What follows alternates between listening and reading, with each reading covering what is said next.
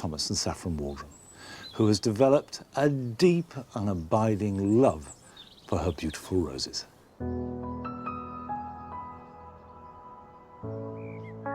I find the best medicine for me is literally just putting my boots on, stepping outside, breathing in the fresh air, getting stuck into my gardening.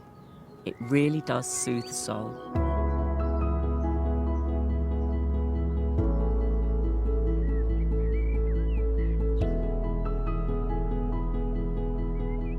My name's Michelle Thomas and I love roses, I love gardening, and I now have approximately 230 roses in my garden.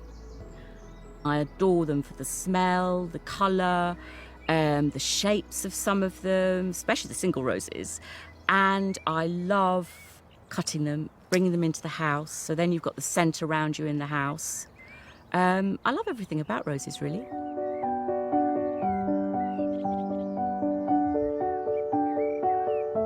I first noticed I was struggling with mental health problems probably when I was round about an 11 and away at school. I knew I got very, very homesick. I knew I didn't like school, but I did think that everybody felt the way I felt, where you had these absolutely immensely dark days. But I carried on. I worked in London, number of different jobs. I got married. I had my daughter Ria. And then when Ria was 2, I went on and had my son Miles. But sadly, when he was just a few weeks old, he died. That obviously knocked me for 6. But I carried on. I ended up having my 3 sons, Tom, Ollie and Barney. But I still had these desperately dark days and had no idea really what was happening. I still just believed that it was how everybody felt. I mean, everybody gets bad days. And it was only through having to see my doctor really quite a lot with not feeling I was coping did we discover that there was actually something wrong with me and I was suffering from a type of bipolar, along with also PTSD.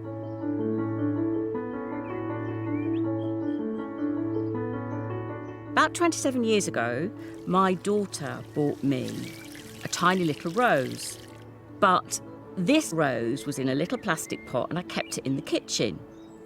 I didn't know back then that you needed to plant roses out in the garden. I kept it inside, its leaves fell off, it looked seriously ill. So then I did eventually bring it outside. I had no borders, nothing, just an expanse of lawn. So I dug a hole and plonked it in. 27 years later, it's still here. We've had our moments when it hasn't looked too great, but I've learnt to prune them, feed them, and it's actually now doing very well.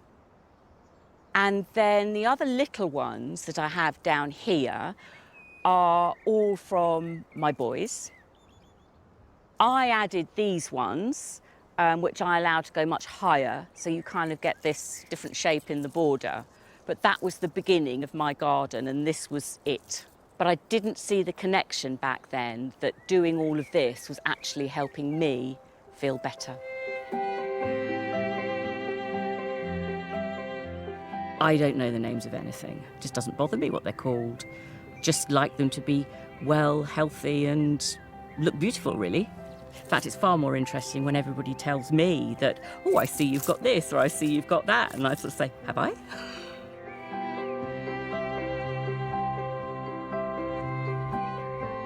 So this rose is actually one that my husband gave me, probably about 8 years ago.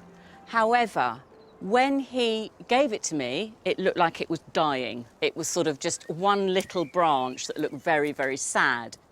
But luckily, it didn't die, and it kept going and is now doing relatively well. It really does have the look of velvet with its dark centre. And I think it really is suited here against the lightness of the house and next to the lemon roses as well.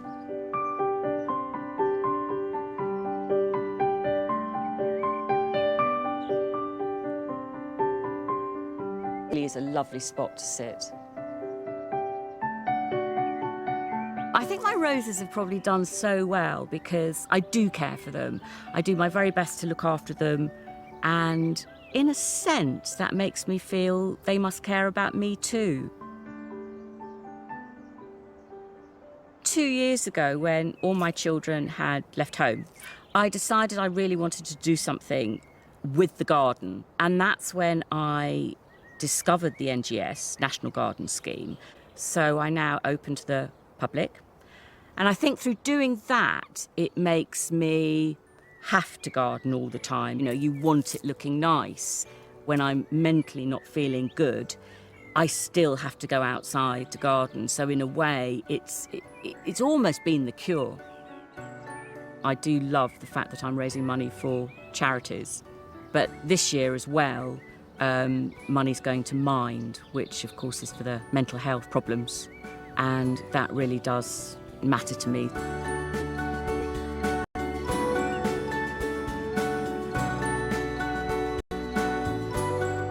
I finally realised after all these years that if I'm gardening, I'm going to be okay.